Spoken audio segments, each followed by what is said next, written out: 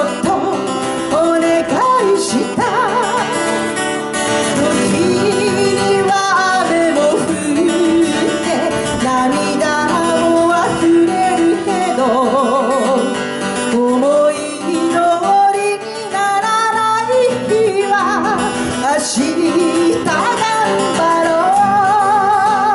うずっと見てる夢は私がもう一人でやりたいこと好きなように自由にできる夢人生は紙飛行機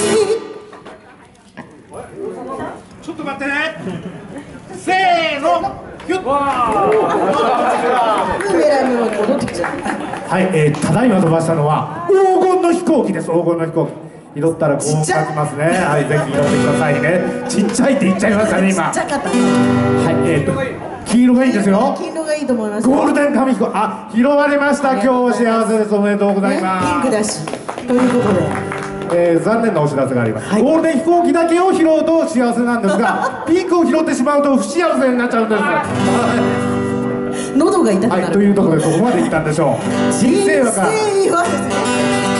そこから行きましょう。はい、人生は紙飛行機願いを捨て飛んでゆくよ風の中の力の限りただ進むだけその距離を競うよりどう飛んだかどこを飛んだのかそれが一番大切なんださあ心のままに365